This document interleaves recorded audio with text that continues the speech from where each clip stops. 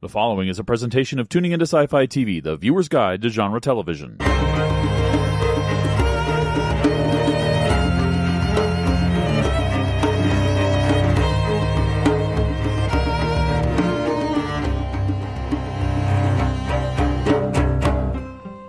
Hello, everyone, and welcome to the Small Council Matters podcast. I am Wendy Hembrock, and Council is in session for one more time, talking about the rest of our wrap-up of Season 2.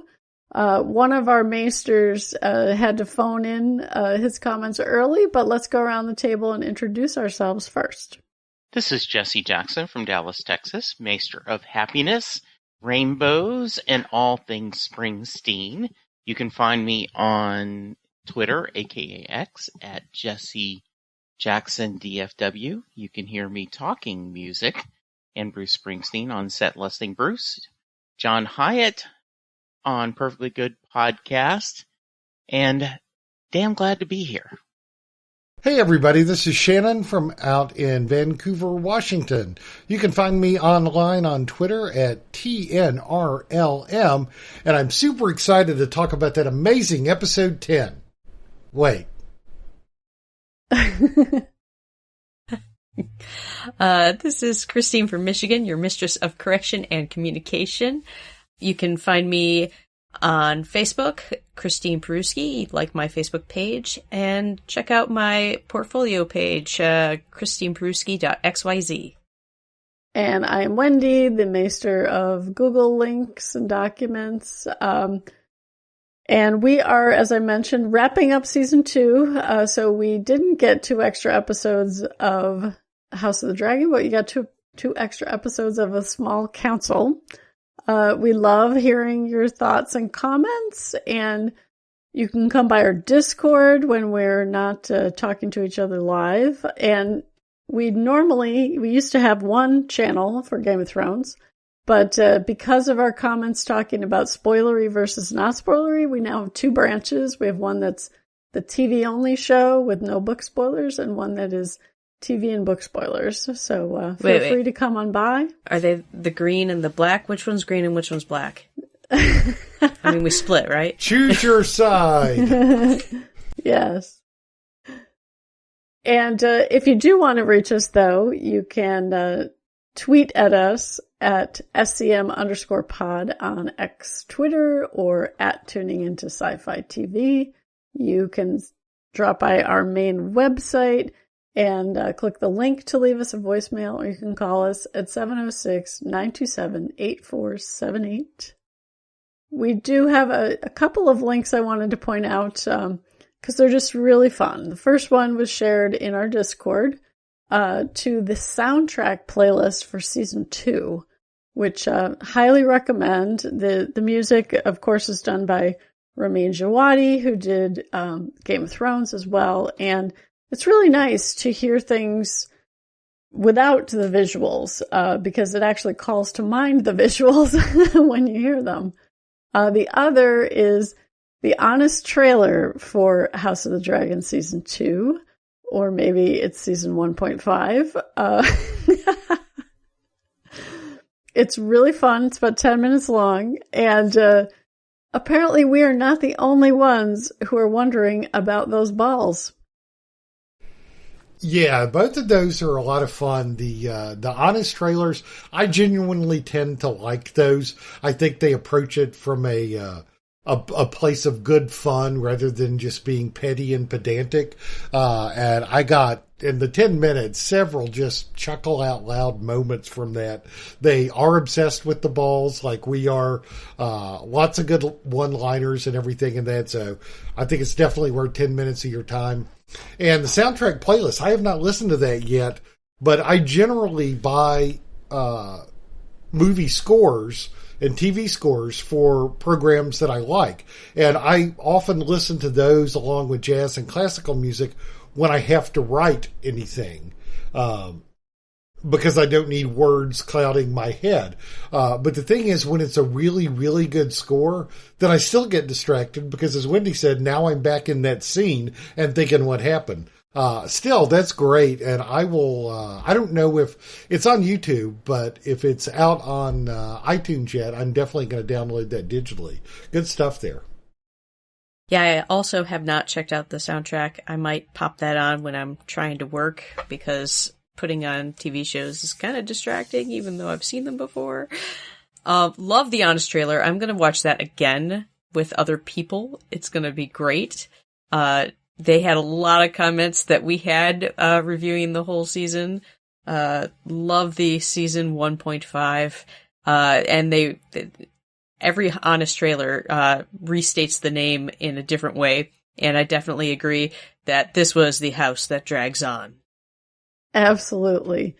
And by now you've noticed that we introduced Jesse, but you haven't heard him speak anymore. Jesse is not available to record with us live, but he recorded lots of thoughts for us to discuss, which we'll get to in a second. But before we do that, our mistress of communications has a roundup of feedback we got from folks on Discord. That's right. So we stated what we're going to be doing this episode, basically picking the best and the worst and the grading of stuffs. And we had some people who wanted to join in. So first we got Chris K. His overall grade for the episode was 90%. That would be an A-. Best episode, Red Dragon and the Gold. Definitely one of the popular ones.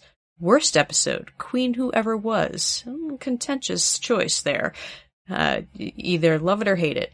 Best scene, The Red Sewing, which is also tied with Adam and Sea Smoke, which this is in the same vein, I think. Best character, Alice Rivers. Nice choice. I would love to get some more on that from you, Chris. Best performance, an actor, Tom Glenn Carney, that I believe is Aegon II. Best performance of actress, Emma Darcy. Of course, that's Rhaenyra. Best death, Rhaenys. Best story arc, Daemon. Excellent. Most improved character, Miss Saria. I'm guessing not just her accent. And the best behind the scenes credit goes to set design of Harrenhal. Very nice. What do you guys think of his choices? Well, as we shall see when we reveal ours, I agree with quite a few of those. They were all really good choices, and I'm trying to think if there's anything I see in there that I really disagree with, and I don't. And my grade was almost exactly the same, as we'll get to. So thanks for the feedback, Chris. Really appreciate it. Yes, Chris, we are very simpatico. I'm not going to reveal a lot more, but a lot of the things that you chose very much resonated with me and were either partially my choice or very highly considered as my choice. So thanks for that feedback. Yes, thank you very much. And next up we have Denise. Her best episode, A Son for a Son. Oh, opening strong, I guess. Worst episode, Regent. Interesting choice. Best scene or sequence. She's torn between the scene when Vermithor selects a writer and the scene where Daemon is played by a teenager. I feel that. Best character, without equal, Sir Simon. I'm going to be honest, that was, in the running for me. The epitome player in the Game of Thrones. We all need a Sir Simon in our lives. Absolutely. Especially if he's bringing the food with him. Best performance by an actor. She's torn between Tom Glenn Carney and Simon Russell Beale, Aegon and Sir Simon. It's funny that they, picked a Simon to play Simon. Best performance by an actress. Has to go with Emma Darcy, who really had two powerful episodes in her view. Her notable moments being, I want Aemon Targaryen. In A Son for a Son. Those were her only words in that episode. And the dragon, Vermithor, is the largest dragon in the world after Vhagar, and perhaps the most fierce. And that was, of course, in The Red Sewing when she was addressing the room full of bastards. Best death, Eric and Eric. She found that heart-wrenching. terrible predicament, and when Eric fell on his sword, she gripped her chest. Oh, got a thing for brothers, huh? Good to know. Best story arc. Linda Macy, that would be Rhaenyra's handmaiden, who's running around the Red Keep handling covert operations, sowing dissent and division from the inside. She loves this stuff because this is how the real work is done. Good choice there, yeah. And honorable mention to the dog. Absolutely. Most improved character, Aegon. She attributes this to the actor Tom Glencarney, who is portraying him with such humanity, meaning he has his good traits, struggles, and faults, and we're seeing them all. Best behind the scenes, I shan't. If you know, you know. Best music. The YouTube link provided, I believe. It's their in-between scenes music, but she loves it every time, and hear it because it's so beautifully haunting. All right, well, we'll have to check out that link in Discord. So, thanks for your feedback, Denise. Really appreciate it. You've been a regular voice in the Discord and love to hear your thoughts. And I shall see you on the spoiler channel in there, because I know Denise is spoilerific like I am. I don't agree quite as much with hers as I do Chris on some of the choices, but there's none that I really find fault with or say, no, missed the mark there. I do love to shout out to Tom Glencarney, who absolutely killed it this season. I've rewatched the whole season a couple of times since it ended officially, and he just impresses me every time through how good he is. And the dog, although I hope we haven't closed the arc yet, as we've said multiple times, just one scene of the dog being happy next season would be great. And the best music, again, we talked about that up front. I want to dig into that and look at the titles and then go back and revisit that. So thanks for your feedback. All good stuff in there. Yeah, Denise, thank you for your wrap-up thoughts, as well as we appreciate all the comments you shared throughout the whole season. I just want to add one comment. So both Christine and Shannon, I shared the link to the soundtrack very late, which is why they didn't have a chance to listen to it. I only had a chance to listen to a couple of the songs that were in the overall playlist for the soundtrack, but it's really beautiful, so we appreciate you sharing that. I am in a lot of agreement with you for the most part. And I do hope, as Shannon mentioned, I think we all do, that the dog gets a happy ending, at least one happy scene for him. Totally agree about Sir Simon. He is definitely one of the standout characters and performers in this season. So thanks again. Okay, so we are now going to do our season reviews. And first we're going to start with the overall season grade, which we heard Chris gave a 90. I don't think Denise gave a score. But as I mentioned, Jesse's not here, but I want us to hear from him his overall grade. I'm going to give this overall season an A. I think for a lot of reasons. One, I feel like the special effects were really, really outstanding. Also, the story really advanced. I know that there were frustrations that we didn't have move far ahead in some storylines, and other storylines it felt like we were running in place. But overall, we got movement on the different family members, the different green and black side. We got some fun dragon fights. We got death, carnage, and we've got a fun little, we introduced some fun new characters. So overall, I think this was a really strong episode. And as we talked about last week, having the actors be consistent helped. So yeah, really, really strong episode. I'm going to give it an A. My overall grade for season 2, I do mine numerically in a spreadsheet and average it out. So mine is not nearly as fun as everybody else's. But my average was a 9.01. So you can see how similar that was to Chris's, which, as Christine mentioned, is an A minus. Just for reference sake, my average for season 1 was 8.88.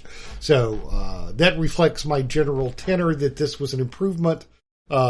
Except for the episode count, for season 1, firing on more cylinders, again, except for the ending, than season 1. So I really dug this season of House of the Dragon.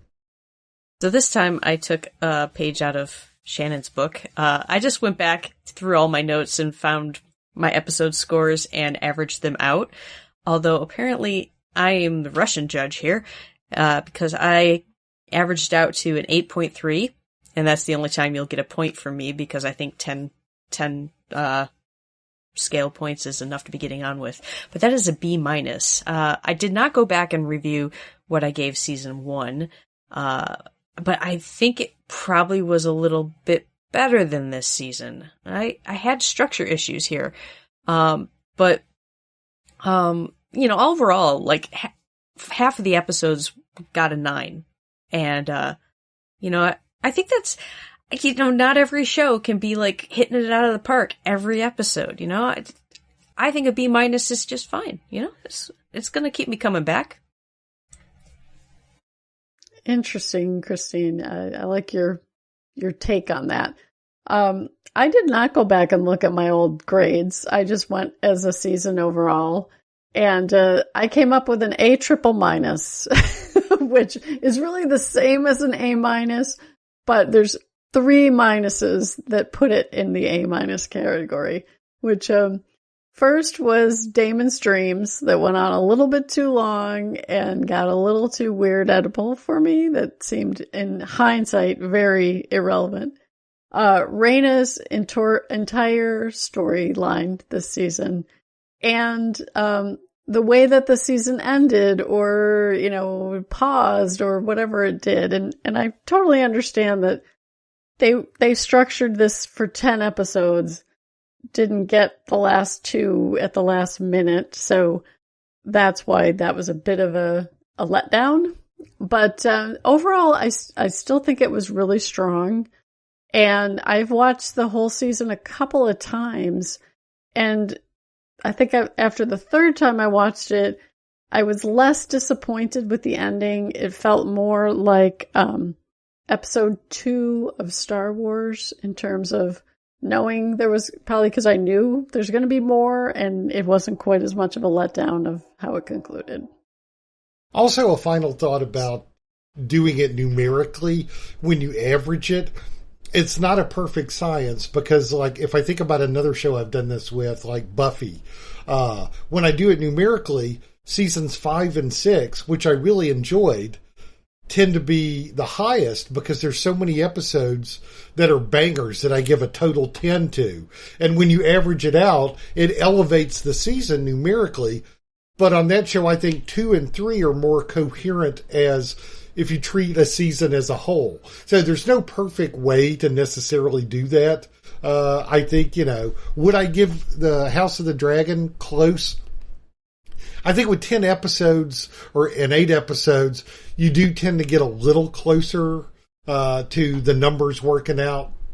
Season 2 being a slight improvement over season 1, but it's not always reflective of that, because if you had a couple of 9.9s or 9.8s, that drags the 9.0s up. Oh, I was thinking of Buffy myself when you were talking about it. I'm like, there's some amazing episodes in those seasons that aren't so good. It's kind of weird. So, but with this season, I decided to do a general average because I didn't feel any differently about the season as a whole than I did going through it one episode at a time. So I was just like, I want to be fair and give it, that nice average grade. Nice. And I like your explanation about numbers versus letter grades too. That's interesting how we split and how we did that. So next up is the best episode, or the one we liked most, and we're going to start with Jesse's best episode choice. My favorite episode of the season is going to be a controversial one, and that is the final episode, The Queen Who Ever Was. And even though I know a lot of people were disappointed in it, and they were especially unhappy this being the season finale, I, viewing it as one, was really happy with it. And basically, I'm going to go with because Damon and Rhaenyra's kind of ending of this transition story of them not being on the same page. I think that is so well executed. Matt Smith has had a heck of a season. I've loved watching all the stuff there with the dreams and all the things. I do agree we didn't need the mommy bedding scene, but everything else, and to lead to him where he pledges his love and support to her, and he bends the knee, and she shyly, not shyly, she quietly, "Don't leave me again." And he says, "Well, I tried and it didn't take, so I don't see that happening again." And then his rousing speech, "We're going to kill thousands of them," and just was a really, really great scene. And since these two characters and these two actors are two of my favorites, I just am going to give that. The truth was, I could have picked almost any episode as a favorite episode because there were highlights in each of them. But since the rules are, we've got to pick one, I'm going to pick that. And Jesse's choice surprised me a little bit on there. I came down to really two that I rated both 9.5s, the Red Dragon and the Gold and the Red Sewing. And it's odd because the stuff that Jesse liked about the finale, I'm sure I'll be talking about that more later. But those were also the ones that had the most spectacle with the dragon selection and the dragon battles. But again, those episodes also had lots of other really good stuff surrounding the spectacle. So if I had to pick one, I would probably say episode 4, The Red Dragon and the Gold. Yeah, I figured the Red Dragon and the Gold would be a popular one. I was not surprised with Jesse's choice. I'm going to be honest, Jesse, you're the guy who's going to pick the kid at the Halloween costume contest because it's a kid. Never mind the person who spent 3 months making their costume and looks just like the character from the show. That plastic bag costume they got from Walmart wins because that kid's cute. That's Jesse's choice right there. Unless it's a kid dressed like Springsteen. Oh, well, okay. Then it's just going to win because it's Springsteen. I mean, come on. But my choice is probably not a surprise. The Red Sewing. I felt like this should be the season finale. I've said that a lot. If you get rid of the penultimate episode expectations, I don't think a show has to do that. And if it shouldn't do it if it doesn't serve the story well, and I don't think it did here. But to me, it feels like the story they focused on this season from the first episode was the dragon seeds. Hugh was in the first episode. 2 more of them were introduced in the second episode, and we kept seeing them. The season was about the dragon seeds, and it should have ended after successfully claiming all 3 dragons. My only ding on this episode was following Alicent into the woods and not really seeing why. So this episode was the closest to a 10 that I had. I like your choices, both of you. I had a tie. I was definitely debating between the Red Dragon and the Gold and the Red Sewing. I chose the Red Dragon and the Gold for similar reasons, I think, to Shannon, which was it did have these pivotal battles and they were epic, But it also had character moments that really paid off. One was Rhaenys's storyline leading up to her death, but the other was Aegon and Aemond. And Kristen Cole is, about to fall off a cliff in terms of his standings and competence as the Hand. And we see the dynamics shifting within Rhaenyra's Black Council as well. Rhaenyra's, I think it's in that episode where she says, there's only one way this is going to end. Or two ways. I'm going to be queen or I'm going to be dead. So I thought that that it really was comprehensively, to me, very strong in all aspects, but everybody had great choices, I think. So next up is maybe worst episode or the one we least liked. And let's hear Jesse's least liked choice first. Least episode? Well, that's easy. Small Folks, because that's the one I missed talking to everyone about. Because of the circumstances.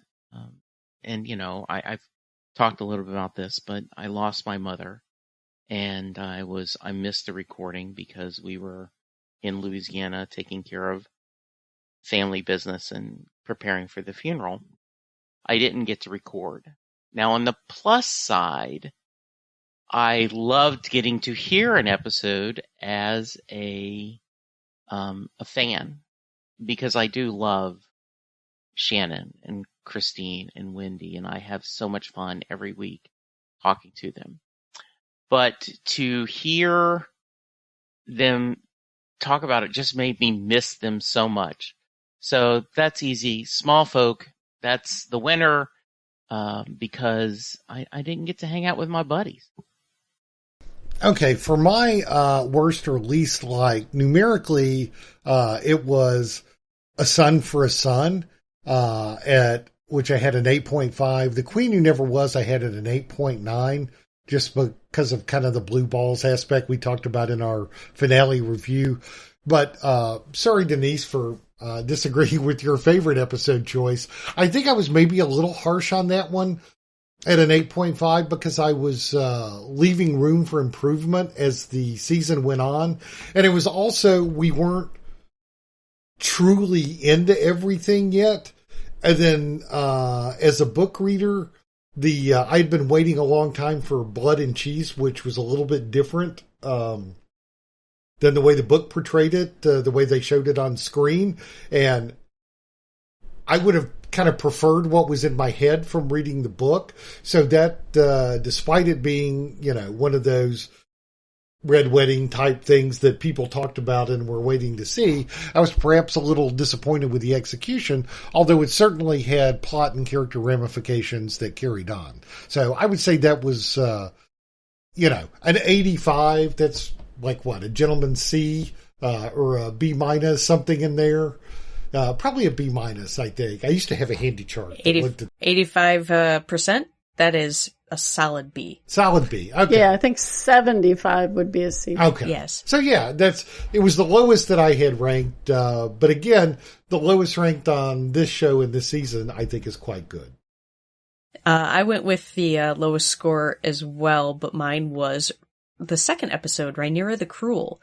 I think that I got a 7 on that. Yeah. This episode did not know what it was, and neither did I. Looking over my notes, I didn't have a lot of good things to say about it, but a whole lot of bad. So this was like quite clearly the worst and least liked episode for me. Although, looking at online scores, I'm alone in this. Yeah, my score isn't going to change that. You're going to be alone in that as well. So the Queen Whoever was definitely a contender for me, entirely due to Rhaena's adventures in babysitting going awry, no payoff, no character progress. And she's made a huge mistake at letting those kids go off alone. She is going to catch HE double hockey sticks from Mommy Rhaenyra when she finds out. out. I will hope that happens early in season 3. But I'm actually going to pick Regent. I have talked about Damon's Oedipal mom dreams, and in stepping back and seeing the whole season, seeing the entirety of the dreams he had, that really feels completely unnecessary to me. The fallout from Rook's Rest at the beginning was really strong. That's when they parade the head of Melis. But there was a lot of missed opportunities, I thought, in hindsight, with those dragon seeds and interspersing them earlier into the story of how they were going to play out. So for me, it just didn't have enough payoffs after like the first 10 minutes of the episode. It kind of was a case where the momentum of the episode almost went downhill instead of building, which I would expect. Now, don't let that put you off of the movie Adventures in Babysitting. That's actually quite a fun family movie. Go check it out. And no one leaves the stage without singing the blues. Yeah, it's an awesome movie. I agree. So next up is best scene or sequence. And let's hear Jesse's best sequence first. I don't think I'm alone in this, but I think the best scene to me is Oscar Tully manipulating Damon. That was such great writing, such great acting by both the characters. It was kind of this manipulation where Oscar's like, well, I'm this young kid. I really don't know what's going on. And yeah, if you want my people, you're going to have to take care of this. It was brilliant. I loved it. It made me smile. And also, I think it was part of Damon's journey and I still think he's going to be a jerk in a lot of ways. But it is just absolutely wonderful. And I'm really ready to do that and see it. I love Jesse's choice there. That was also on my short list. My short list included Rook's Rest, The Red Sewing, both Allison and Rhaenyra meetings.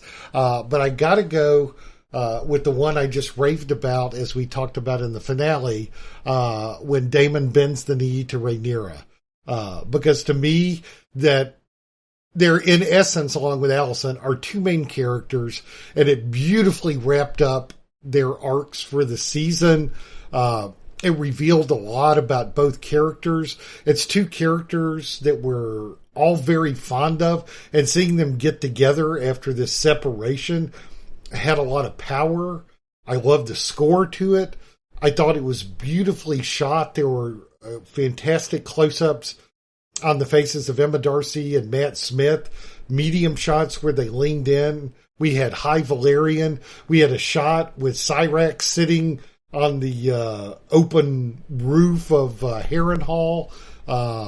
The whole lead up to it, her being unsure of what was going to happen when she walked in that room.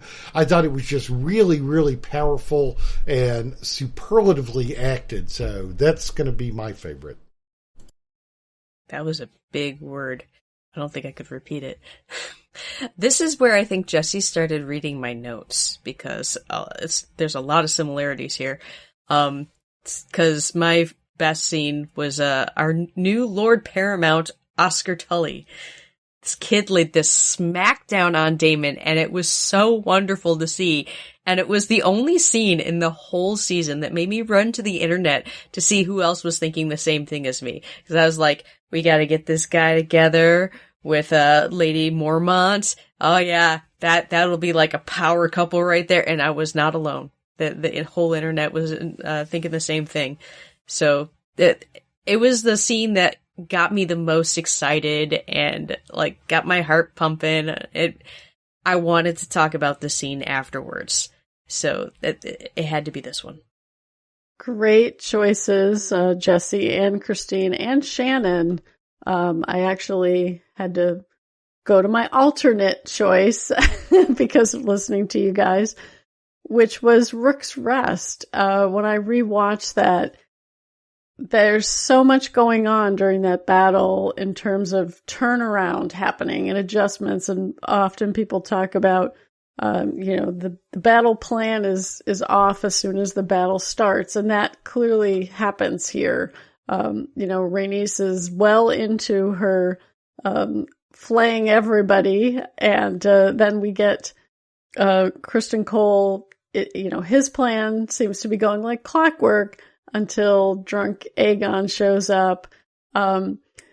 The dragon fighting with the two dragons fighting, and the showrunners talking about how they wanted them to look like raptors engaged. It was just phenomenal. There's so much going on between their aerial assault, the damage that's happening on the ground as a result of it, and the transformation of Criston Cole and Aegon that happens at the end of this episode, besides this really, noble sacrifice by Rhaenys and her dragon, beautifully articulated this, animated dragon, but you can really see the effort, the exertion, the pathos, it's all there. And also, Aemond, there's a very kind of a funny moment when he sees Aegon coming and he curses at him in High Valyrian and tells Vhagar, okay, you gotta hold. And Vhagar literally like flops down and lets out a big breath and, says, whoosh, kind of thing about having to wait for, her turn. Or his turn. I'm not sure what gender Vhagar is anymore. So that was my choice. She is a lady. Thank you. I thought so. Great choices, everyone. And now let's move on to best character, and you can use any definition for best. It doesn't have to necessarily mean they're a particularly good character. And we're going to start with Jesse's best character choice. I've already given Daemon a lot of love, so instead I'm going to go Rhaenyra. Emma Darcy, they are amazing. I've loved watching this character's journey, where having to decide how far will she go to claim this rightful throne. And in my mind, it is rightful. Her father named her heir, and it doesn't matter if you're a male or female. That's the right decision, and everyone else questioning her. And she's had to put up with her small council not believing in her. And they believe in her as the queen, but not as their leader. And watching her frustration, watching her, proclaim, let's make an army of bastards. Her doing the red sewing where, hey guys, you all may get a dragon, but guess what? It may not turn out well for you. Her interactions with Jace, her interactions with Daemon, and to say nothing of those two great scenes with Alicent, where they flip. One of my favorite Bruce Springsteen songs, Take a Drink, because if you do a House of Dragons, a drinking game, Jesse will bring up Bruce. But Independence Day was a song Bruce wrote for the river, and it was all about the relationships between a son, and a father. And as Bruce talked about it, it's two people who love each other that don't know how to communicate. And it was a good song, and I liked the song, but I became in love with the song during the 2016 Springsteen River Tour, when he was singing it, and at this point, he was in his late 50s, early 60s. And so he was singing it from the perspective of the father this time. He wrote it as the son and was performing it now as the father's age. And so watching that flip of seeing Rhaenyra and Alicent, where one of them was coming begging for peace, and then flipped at the end where the different one was begging for peace.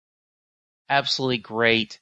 It could have been the best scene sequence, but Emma Darcy, they are amazing. Excellent choice, Jesse. Similar to the reason I chose my best scene, I'm going to cheat and kind of do a tie here and say Rhaenyra and Daemon, because I think they both had amazing character arcs this season. And as I mentioned, they closed them off at the beginning. Daemon was completely lost and waffling and doubting his sanity. Rhaenyra was cloaked herself in tragedy and grief, and there was a lot of what would you have me do? You know, she didn't exactly know how to grasp that mantle of leadership or rely on her resources like Mysaria or other people.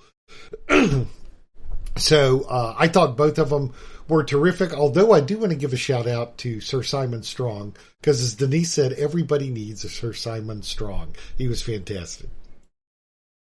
So, I didn't cheat and choose two. I mean, it would be really easy for me to say Daemon. I think it's been clear how much I love to watch that character and how well Matt Smith does with it. But I had to give it to Rhaenyra. She's making the hard decisions, dealing with the pushback from her council, the dragon keepers, even her son, and reaping the fruits of those decisions.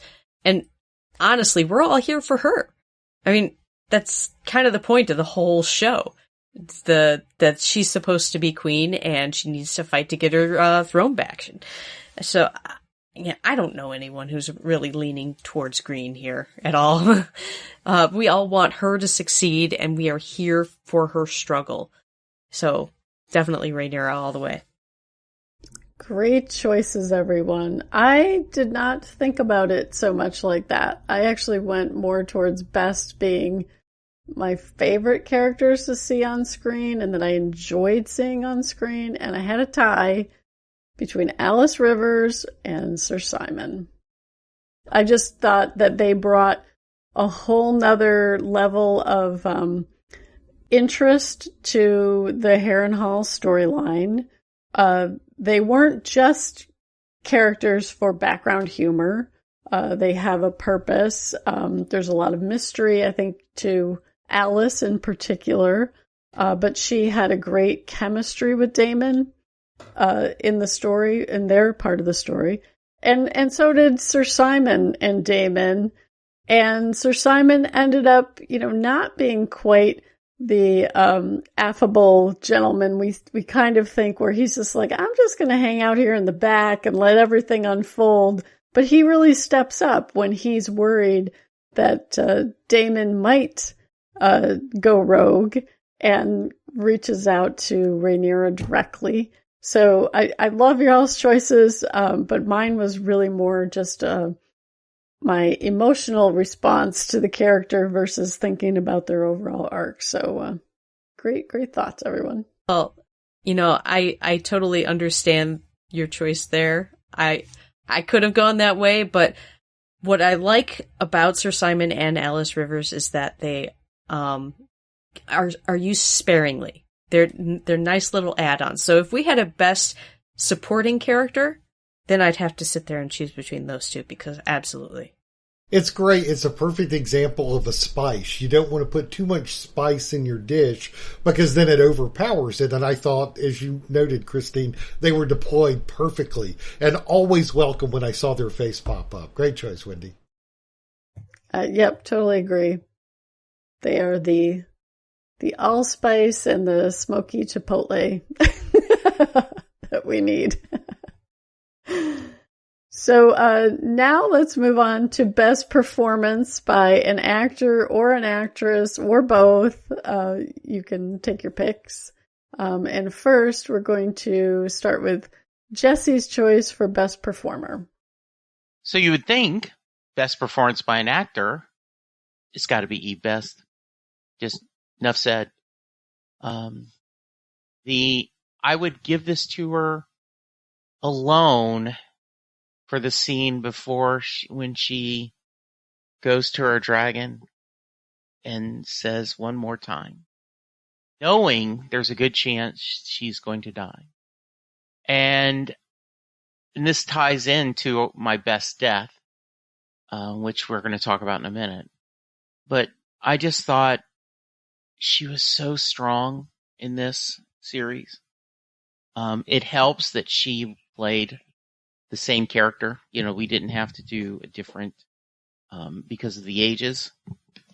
And I just loved watching her whenever she was on the screen, whether she interacted with her husband, with, Corlys, whether with Rhaenyra, whether with her granddaughters.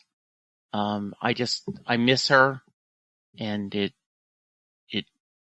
I'm sad we do not have that actress on the show anymore. I like Jesse's choice there. It's hard to pick a best from this cast. This cast is aces. They, say what you will about the Game of Thrones shows, but boy, do they know how to cast the roles. They're all fantastic. I thought about Matt Smith, Olivia Cooke, Simon Russell Beale, Gail Rankin, Tom Glenn Carney. But I gotta go with my queen, Emma Darcy. That face, her face, or their face, is so expressive and just says so much. Whether it's she's portraying confidence, but she lets you know that she's not really confident, she's having to force it, or just everything that flashed across her face in that last scene in the finale right before Daemon bent the knee, and then after they sorted it out, her confidence projected. Just watch the first meeting between Alicent and Rhaenyra when she's wearing that wimple or whatever it is, and it's only her face. And oh my God, it's like a masterclass. She was so good in that. So she is my acting highlight of the season. I do want to give a special shout out to Rhys Ifans, because during my rewatch, that scene when he gets fired, that is a tour de force. It's like rage and incredulity, and just he's so annoyed with everybody in there, and he was spectacular in that. So give him a special medal or a bow of roses. I don't know if he'll appreciate flowers. Jesse, I'm not surprised that you went with the loving wife. That was the one couple you were really rooting for this whole time. For me, I couldn't choose, and then I realized I didn't have to choose because, I could pick an actor and an actress. So I'm picking Matt Smith and Emma Darcy, because they were both given emotional roller coasters to ride through this whole season, and they did wonderfully with them. They both delivered it beautifully. I can't top what Shannon just said about, her ability to act with just her facial muscles. And Matt Smith, well, I've watched Matt Smith through like at least 2 different shows before this. So I love whatever he does. And the Honest trailer mentioned how he got stuck in a haunted house movie through the whole season, and we got scared, we got sad, grief, surprise, horror, all of it was on his face. Everything you expect to see with someone experiencing a haunting, and now I want to see him do a horror movie because I think he would be great at it. But both of them, wonderful power couple of the show, Matt Smith, Emma Darcy. Yeah, so part of the reason why I didn't choose Rhaenyra as my best character was because I knew I was picking Emma Darcy for best performance. So that might be partially why I was trying to spread the love around. And, Shannon totally hit it when he was talking about her various face acting, but, she had to go from the trauma of the loss of Luke and searching for him. And this whole episode, she doesn't speak at all until the very end when she says, bring me, Aemond. Then she's going on this spy mission and kind of groveling with Alicent, and then reconcile what she learns when she realizes that it wasn't her father rejecting her.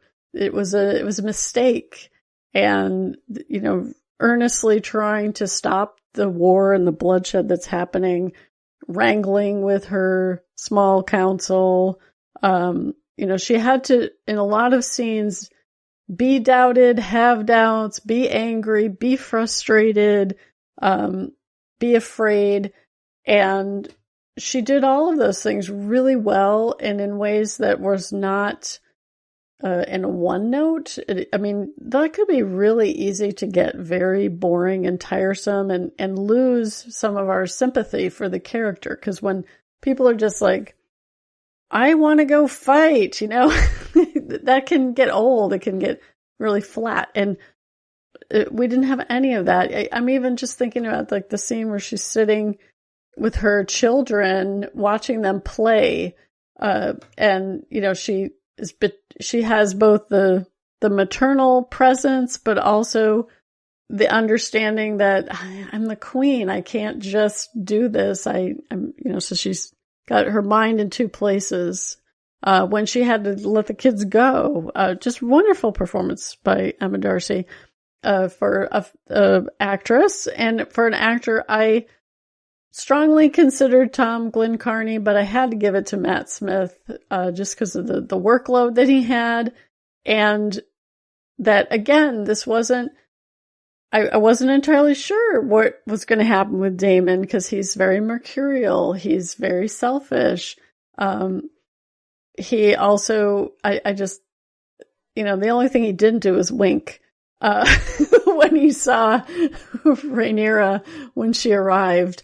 But that whole scene where he bends the knee, there's a real tension there between how that's going to play out, because she could have tried to humiliate him in that moment, but she didn't. So that was just beautifully played. And I commented before, but I actually recently saw an interview, and Matt Smith actually ad-libbed in that argument when they're having the argument about, did you really send these two guys to kill this kid? And at the very end of that scene where she calls him out again, when he says it was a mistake, that was Matt Smith ad-libbing. So it's just like, yeah, you have to give it to him as an actor. His instincts are just fantastic.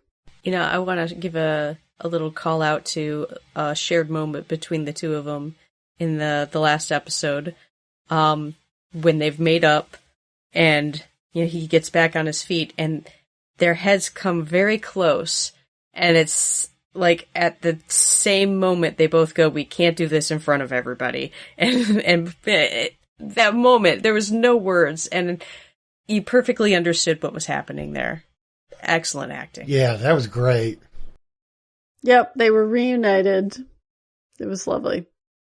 So now let's move on to some tragedy and talk about the best death. And again, we will start with Jesse's choice. Well, there we go. Rhaenys, the queen that never was, flying into battle, kicking ass, taking names, doing what she needs to do. She could have got away.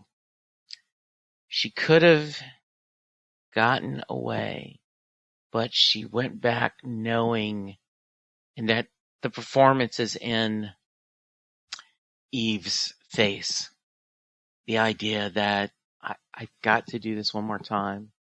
And that scene of her falling after her dragon's neck was bitten off. I just thought a brilliant death. If you're going to go out, that's the way to go out. So well done. Yeah, I'm going to agree with Jesse there. We've talked about it before. Eve Best was fantastic. The resignation when she decides to go back and fight, you see it on her face and you know what's coming. Even if you hadn't read the books, you know what's coming there. And then the scene when she's literally falling to her death, the idea of letting go both as a physical action and a metaphor realized and beautifully shot there. Just superb acting and a tragedy because we all loved that character and she was one of Rhaenyra's most, if not the most trusted advisors at that point. So that's the biggest tragedy for me there. And the dragon. Oh my God, the dragon was so sad. You talked about that earlier, Wendy. You saw the life go out of Melissa's eyes, and then that was sad for both of them. Just a tragedy all around, but beautifully realized. No, I actually had to pull up a list of deaths this season, and there was a dearth of death in a Game of Thrones show. What's wrong with this? And most of them were just so minor, it wasn't worth noting. And I think aside from Rhaenys, the only really notable deaths were, Sunfire and, well, of course, Meleys, but that goes with Rhaenys. And of course, Eric and Eric. Now, Denise picked them, but as we had discussed before, I didn't feel like they had really earned big emotional death or big emotions over the deaths from the viewers. You might have more of a connection to those characters from the books, but I didn't get it in this show. We had very few scenes with them leading up to this point, and it just didn't grab me. So obviously, Rhaenys. I mean, that was just. To be fair, I think out of the two deaths in that scene, I think Meleys struck me a little more because you have to watch it happen slowly, and you can see it in the shared look between them, and that kind of broke my heart. I mean, maybe it was kind of like the pet owner in me, and I'm like, no. And it's probably a much stronger bond with a dragon than you have with, a pet. So that one got to me the most, I think. Yeah, the Rhaenys, the Queen Who Never Was, definitely was the best death to me, along with Meleys. I really kind of put them together. When she actually makes her decision and literally just walks out and heads right to the dragon mount, she doesn't speak to Corlys, she doesn't speak to anyone before she goes, or at least we don't see her do that. She just has this determination, and then she has this really sweet moment with her dragon before they leave. And then when Meleys gets her neck chomped and that turns her head back to look at her, that was just so poignant. Christine, you mentioned, who else died that was memorable. Eric and Eric, I completely agree. I was not a book reader, so they had to earn, tears from the show. And I didn't understand why I should be so interested in these two. That I don't even remember them from season 1. Were they in season 1? So, they were. They had okay. When they were looking for Aegon. The that's pointless, right. That's the pointless race to find Aegon. Yeah, but they were arguing about, is he worth chasing after, and that stuff. I guess that's partially why I didn't care about them, because at the time that whole part of the story was happening, I wasn't even interested in that part of the story back in season 1. So the other one who we didn't talk about, because it's not a character we knew other than for about 5 minutes playing with balls in the small council, right, was Jaehaerys, right? A very important death, but again, not much connection to him particularly. So great ideas here. So next is best story arc or plot, character subplot, reveal, can kind of be pretty broad. And first let's hear Jesse's best story character arc. Well, let's go with Damon's story. From his arrogance and being mad at Rhaenyra, leaving, going to Harrenhal. I'm here to claim it. Okay, yeah, come on in. You want some peas? To his dreams and his weirdness and meeting Alice and all the, like, you know, when he sits there after the guy refused to bend the knee and going, these are the kind of people I need in my battle. What am I going to do? Just a wonderful story. And then in his cockiness, Your Grace. Well, you're not technically Your Grace, not my prince. And then his, as I've already talked about, his wonderful end with Rhaenyra, where he pledges his love and his support and his life to her, was just wonderful. I love Jesse's choice there. We've talked about it a lot. I know it was taxing for some viewers, but I thought it was a completely different vibe for the show to do that haunted house, and it had a little bit of Hamlet and a touch of madness to it being there. It had lots of comic relief. I liked that, and I think that was going to be my choice, but I'll swerve a little bit and just say the two Alicent and Rhaenyra meetings. And I loved how they were mirrors of each other. They didn't happen in the book, so they were a complete surprise to me as a reader. I didn't think we'd get them. And watching those two actors who are such powerhouses go toe to toe. And the first one with Alicent saying, it's too late, and kind of having the upper hand. And then the reverse of that in the second one, where it was Rhaenyra's turn to say, it's too late. And both actors just wrung all the emotional mileage they could get out of both of those encounters. I thought they were great, and they did a great job of shooting them, relying on the actors' talents, and they did a good job of mirroring them in the setup and the close-ups and the left side, right side, and the balance between both of them. So that's probably my favorite of those. Shannon, you are the perfect example of why things should be changed when adapted from a book. Your two choices, the secret meetings and the Damon story arc, were not in the book. Not at all. And right. They're your favorite story arcs because they were surprising to you and they still fit into the story and they made sense. And I love that. This is why while I'll read books and then I will watch the movie and I will see the differences, I can still appreciate both for what they are. For me, I had to go with the Damon story arc.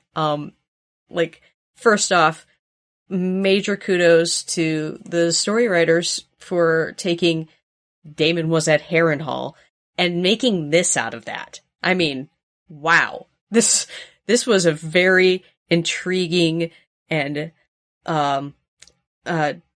grasping storyline. Like, this is what I was here for all season. And, I was the most excited to see him.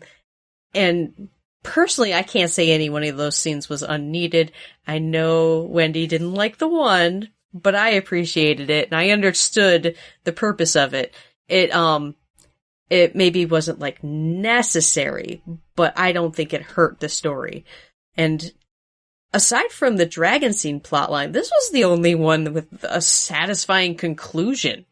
I feel like this is the one story arc that really It began and at the beginning of the season and ended at the end of the season, and I felt like a good conclusion, unlike the big, massive cliffhanger that was the last episode. Damon's just it brought me here, and it kept me engaged. Yeah, this was my choice as well. Damon's big horror adventure at Heron Hall. Notwithstanding the mom Oedipal scene, but I loved how they brought Millie Alcock back and tied it back to season 1 with her and literally flipping the scene around with him and Viserys, acknowledging the problems between them back from season 1. So it was serving a purpose in terms of working through his unresolved guilt with him. It could have probably had more of his first wife, for my tastes, instead of maybe Oedipal mom. We could have had a little bit more Lena talking to him, or a little more Alice Rivers. And also, again, we talked about Sir Simon, but those characters were wonderfully woven into the dream sequences. So it was like, is Sir Simon in on this, or is he just the touchstone back to reality? And, you know, what did Alice put in the drink? I loved how Damon literally is talking to the guy who's come from the council, I'm forgetting his name, to check up on him. And he talks about this place will send you barking mad. And then when he's later talking with Alice, she's saying, I think you're finally understanding, you know, basically you passed the trials, so now you can get your actual payout answers that you've been looking for, or maybe haven't been, but you earned them. So to me, that was also the most satisfying story as well. I think the dragon seeds were pretty satisfying, except for Bela. And Shannon, I like your choice a lot of the meetups between the two queens as something that was totally created. It was completely implausible to me that those things would really happen, but you know, once you hand wave that, it was fine. And definitely kudos to the show to create this content from nothing on the page from George R. R. Martin. So next up is Most Improved Character. And here's Jesse's. Okay, Most Improved Character, Aemon. Aemon has become such a well-rounded villain. I loved his arrogance. I loved his manipulation behind the scenes to become the regent. He has the baddest, most fearsome dragon, and therefore he's afraid of nothing till at the end, where, you know what's better than one massive dragon? 6 or 7 other dragons. And you see in a lot of ways, he's still that little kid that was picked on. I just think that they've done a great job of showing him as a great villain, someone you love to hate. But I have respected the choices the actor made and how well he's done this. So yeah, I think that's been one of the most improved character. I like Jesse's choice. With Aemon, again, there were things that happened this season that were not in the book that added shades and dimensions to his character. And I thought you and Mitchell did a fantastic job of it. My gut reaction was going to be Mysaria, but the more I thought about it, and then as I rewatched a couple of times, I changed it, and went with Kristen Cole. One of the character that I hated the most at the end of last year. And he was still an a-hole to start the season, beheading people and, going around Aegon and blowing off Alicent and kind of, just giving the finger to Otto and, all his stuff that makes you hate him in a hissable way. But then I thought it was a fantastic portrayal of PTSD after Rook's Rest. And then at the end, he's just a full-blown nihilist, waiting to die. And it was interesting and fascinating, and Fabian Frankel did a fantastic job portraying that. So that's the biggest turnaround on a character for me. Yeah, I think this is where we all split, because you could definitely see improvement in a lot of people. I was shocked by Jesse's choice of Aemond. Wouldn't have picked that, but interesting choice. Definitely surprised by Kristen Cole. I'd say for me, he was the most changed character. I don't know if I call it an improvement. I don't know that I like him better or I'm more interested in him, but he's definitely very different than he started. But for me, I'd say the most improved would be Aegon. Last season, I really just wanted him to die. Please get him out of the show. I don't want to see him anymore. I mean, he was kind of useless and kind of got thrown into the throne, and he's like, oh, hey, yeah, I guess I could do this. And, the beginning of the season, he was just frat broing it up. And I really wanted him to go, and I had him pegged for death for being stupid, and he got put through a horrid tragedy, and he's being forced to deal with it. And he has changed. He is interesting now. That is I wanted nothing to do with this character before, and now I'm interested to see where he is going, and I consider that a great improvement. Yeah, this is a great choice, Christine. It's my choice. I also considered Helena, not necessarily as most improved, but that she really emerged as a character to be interested in and have more going on than maybe in the beginning, where we just thought she was going to have visions that would be prescient but ignored. Jesse, great choice for Aemond as well. Not a character I like, still don't like him, but he's become more three-dimensional. Same thing with Aegon II for me. I really felt that, he didn't become useless on his own. It really took two bad parents and a grandfather who all ignored him pretty hard to set him on his path of narcissism and hedonism. But his mistakes cost him a terrible price, and we're seeing him now on this whole new path. So I think, Christine, you captured it really accurately. He's become very interesting. Aemond is also a very interesting character as well. So Kristen Cole, I don't like him that much, so I don't want to give him, I don't really even want to give him that much sympathy or empathy for his complete breakdown that he's going through. I just want to put him out of his misery and our misery. I'm going to be curious if, I'm jumping ahead to predictions, if, his whole thing about dragons have taken over, if that's how he's going to meet his end is because of a dragon, or if it's just going to be regular battle, or Alicent poisons him, or how he'll actually go out eventually. So those are all very intriguing, provocative choices.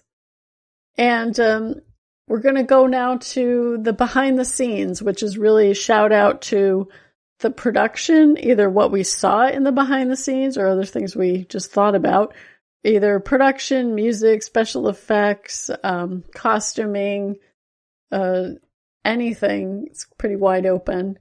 And we're going to go to Jesse's choice on behind the scenes first. The behind the scenes, both the little short one and the longer one, have been a lot of fun.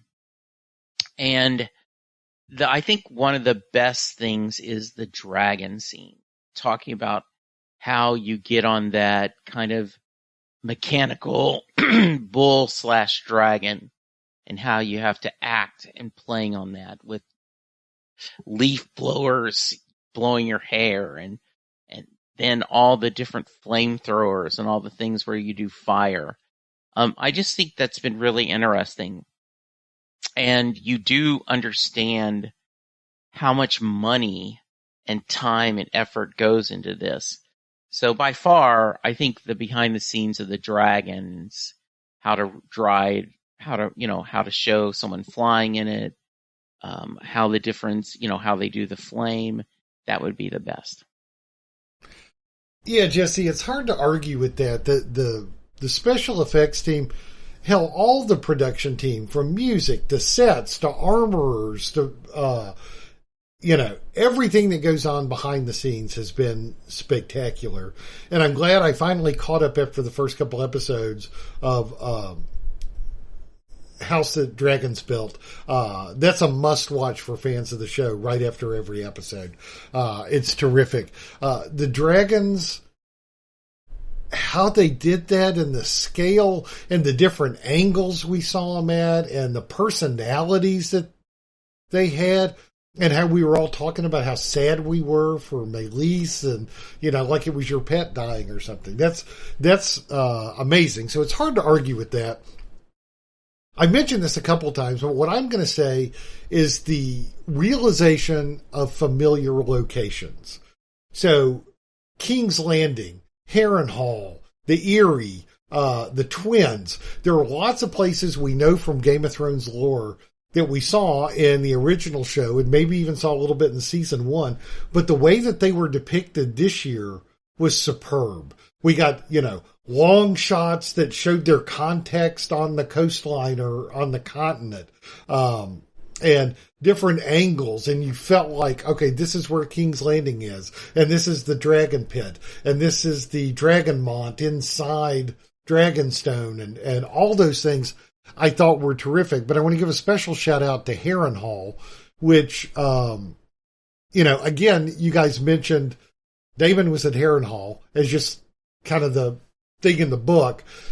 And then not only did they craft a fantastically fulfilling arc for Daemon out of that, but they also played into what we know about Harrenhal and it being a spooky place full of tragedies and is cursed. And the set design there, you felt the enormity of it. You felt like everything was leaking. You saw like places that were burned away from Balerion, the Black Dread. You saw that long entrance and then the soldiers encamped outside. So the realization of Harrenhal to me was fantastic. And as far as behind the scenes, I just want to give a shout out to probably my favorite behind the scenes moment, the 30 quail. That made me laugh so much. That also came up in that Honest Trailers thing too, which just cracked me up. Yep. Yes, the 30 quail. And yeah, you definitely could feel the dampness of Harrenhal. I'm going to be honest, this is my weak area. I didn't watch all the episodes of The House the Dragons Built. And to be honest, I just want to give props to anyone who made the fact of behind the scenes invisible. The fact that I didn't notice the seams between real and CGI. The fact that I didn't get beat over the head with music to the point of noticing it, which I feel is the good job of a soundtrack. The fact that everything fit in this world and I never felt out of place. Like, kudos to everyone involved with making this world real. And then an extra shout out to the people in charge of keeping the fires burning. Yeah, that's a great one. We also didn't see any Starbucks cups sitting around on the floor. Right. Or other discontinuity. They gotta get to like season 7 before they can do that, and I don't think they're going that far, so...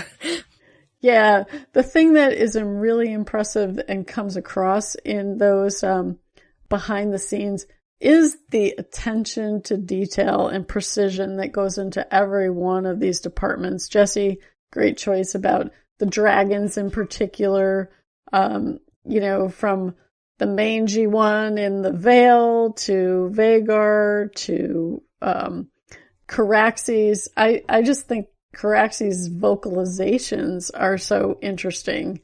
I don't really like looking at Caraxes. It's not a beautiful dragon compared to some of the others. So great choice. I totally agree, Shannon, about Harrenhal. We definitely get a sense of how huge it is and what a fixer-upper dump it is at this point. Between the Godswood, the scary corridors, that dining hall that Damon keeps waking up in and having uncomfortable conversations in, the Godswood, the kitchen that Alice Rivers is cooking up things in. And I just want to give a couple shout outs because I was really fascinated by the segment that they did just on the Aegon the Conqueror's armor and what went into building this armor that's supposed to be made of Valyrian steel, and the Welsh locations where they shot, because it really was fundamental to the world building, all the stuff that went on. So great choices, everybody. So last up is honorable mentions. Are there any more honorable mention shout outs folks want to offer? I didn't have any that we haven't already covered or that you guys haven't covered or our Discord contributors haven't covered. So I thought it was a great season, and especially the comment about executing on a technical level. We've kind of beat to death the story arc and that we feel like there could have been and should have been 2 more episodes. But that I view that as a business reality more so than a failure of the showrunners and the creators necessarily. But again, all those artisans and craftspeople, like you mentioned, the candle lighters, on the House of the Dragons bill. I mean, that's like a job. How did they do that? And then all the safety that went into playing with so much fire and how they did it and didn't use... Because fire is one of the hardest things to do in computer effects. And they try to use real fire as much as possible on a show about multiple dragons roasting people, and that every lighting inside, if it's not the sun, there's fire. So just tremendous work. For me, I have some honorable mentions for, I don't know, categories that I couldn't really name. Maybe for this one, best use of adjectives goes to Otto Hightower. that scene, it definitely popped in my head when I was trying to pick a favorite scene.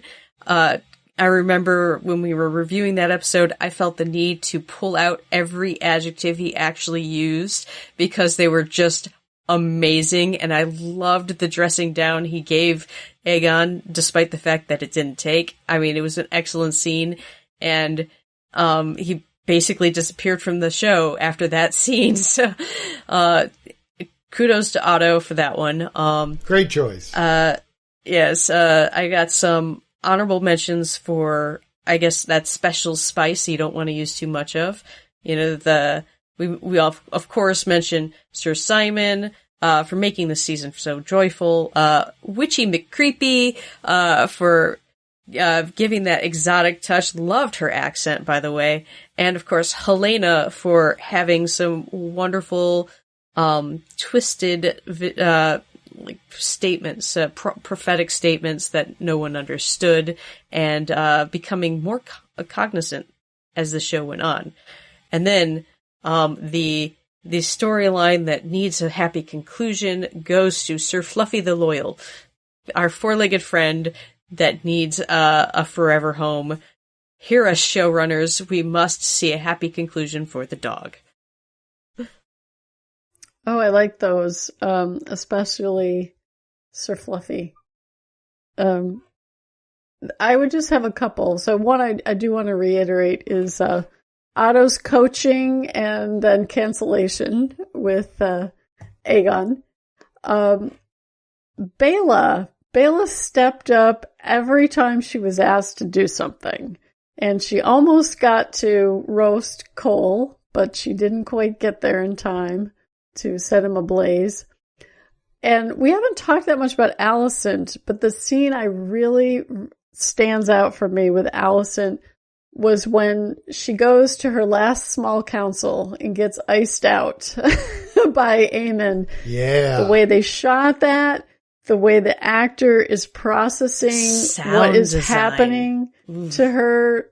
It was just a phenomenal scene as well. So I wanted to give shout outs to those as well as all the other ones we've mentioned. So, we all gave this season high grades, and based on all of our comments, we're definitely proving that we have the receipts to back it up.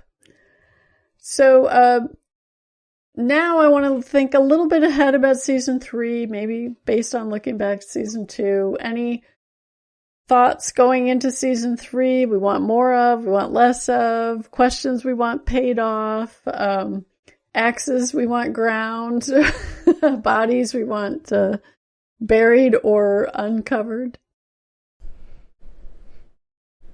To quote Aegon, the second of his name, to war then. So that's, we're kicking off the battle. There are so many battles and conflicts and big things coming in the story that I know, being a book reader, we only have 16 episodes, we think, to do it. So what I'm looking for are those battles, that momentum, the driving plot forward, with all the superb character work that we've come to know from the first 2 seasons layered in.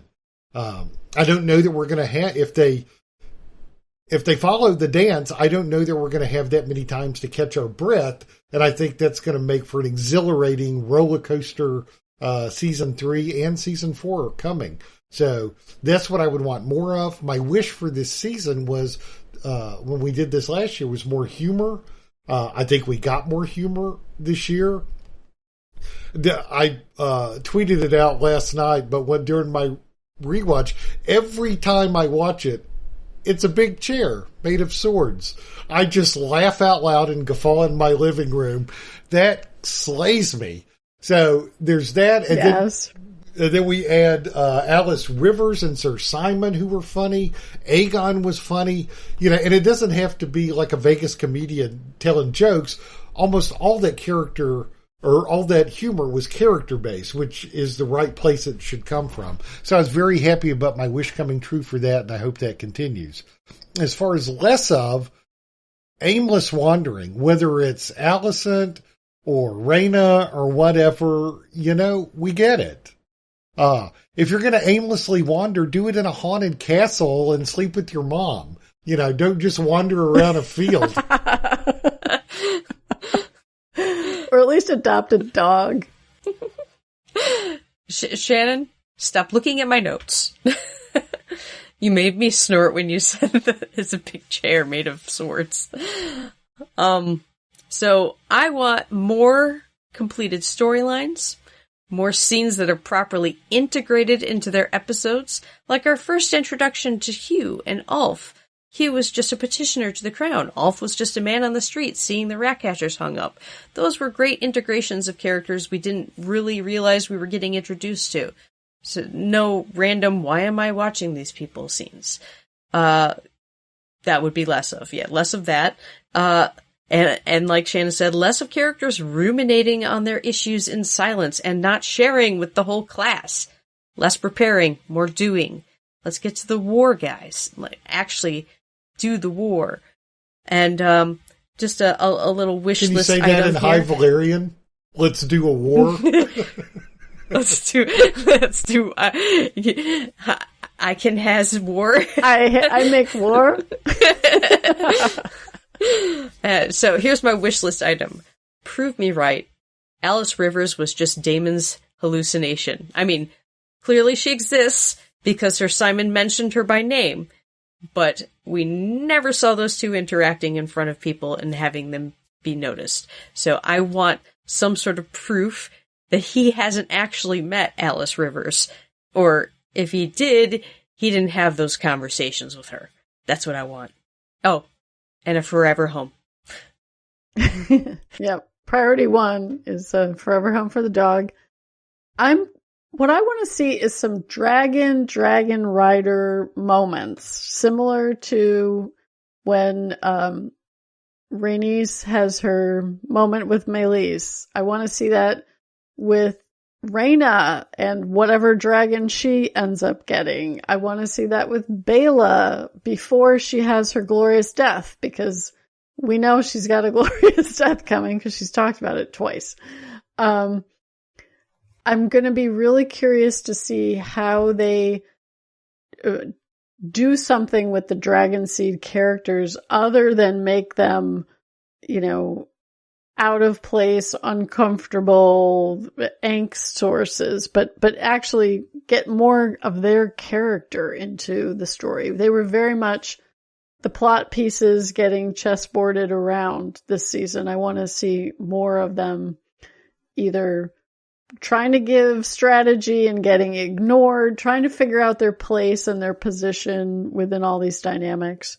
I'm also really curious about the triarchy, because last season we had a lot of talk about them. We had that one really nice battle sequence before Daemon plays the trick that draws them all out. But other than this meeting with Tywin Lannister and a visual effect of an armada, I don't have a good sense for them as a foe. So I'm curious how they might come together with the Greyjoys and the Lannister armies or fleets, I guess, if they're on the Navy.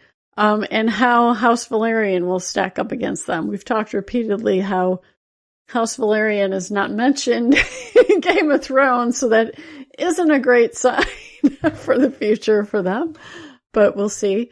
And I'm also curious about Aemon trying to get Helena to get into the battle and what lengths he might go to push her into doing that. As well. So, I kind of left in feeling good about Team Black, mainly because of Daemon and Rhaenyra kind of mending all fences. Alicent seems to be giving Rhaenyra a way out for taking over King's Landing without a huge carnage, as long as she can take Aegon's head. But of course we know that's already got a wrench in it because he's left Braavos, I think. So there's going to be a lot of interesting things. I am a little concerned because of the idea that whatever was supposed to happen in 9 and 10 is now going to happen in the beginning of season 3.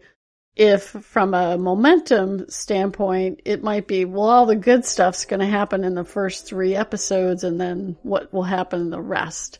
So I'm going to be curious to see how they correct the plotting and pacing kinds of problems that we had in season 2, which I think we've pointed out was probably not the showrunner's fault at all. They really kind of got their 2 episodes just cut out from under them without a lot of ability to respond.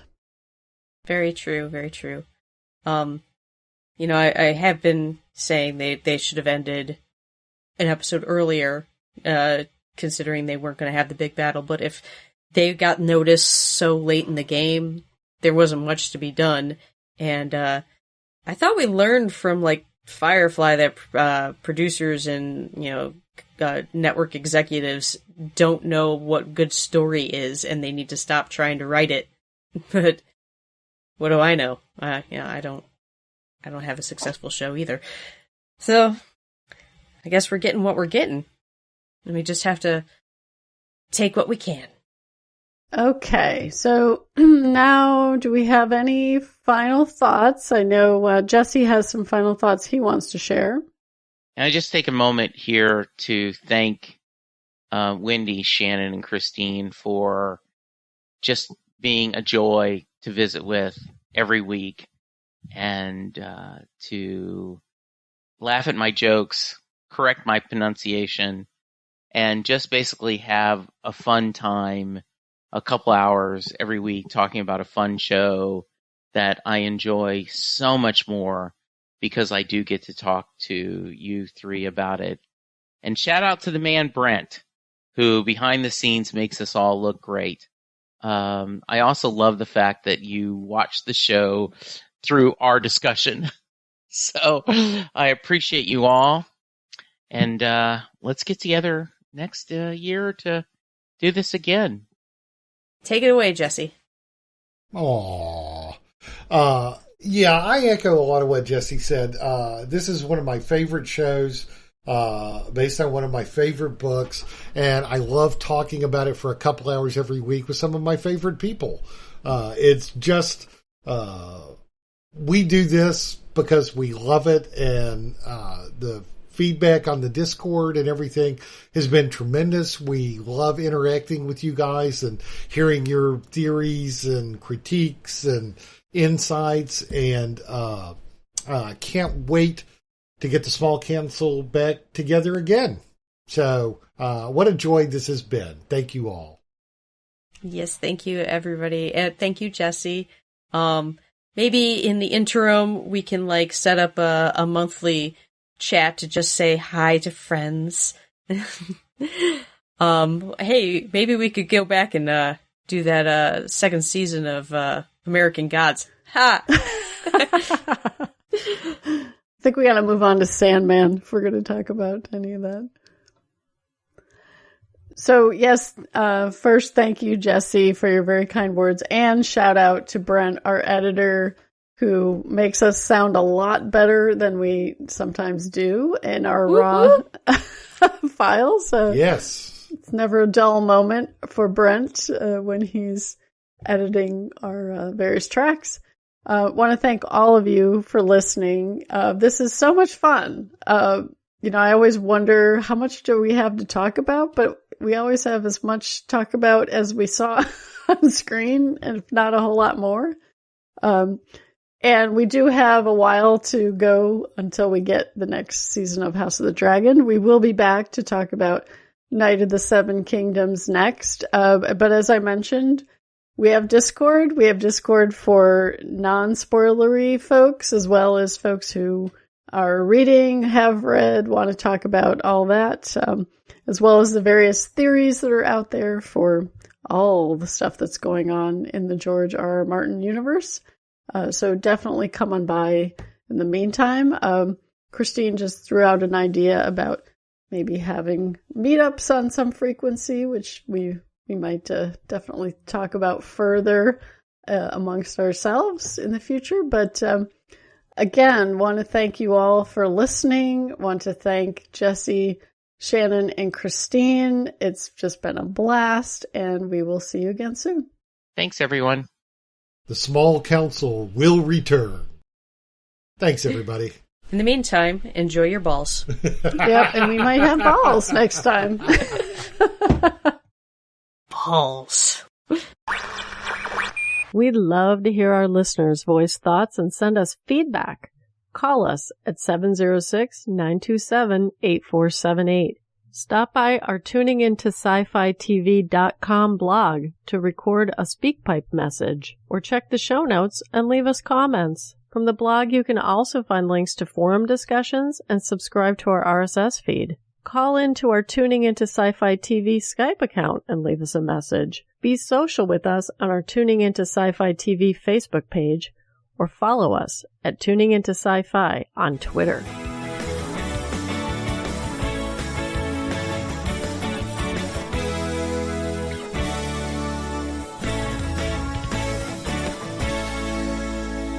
You've been listening to Small Council Matters from Tuning Into Sci-Fi TV, episode 120, recorded August 20th, 2024.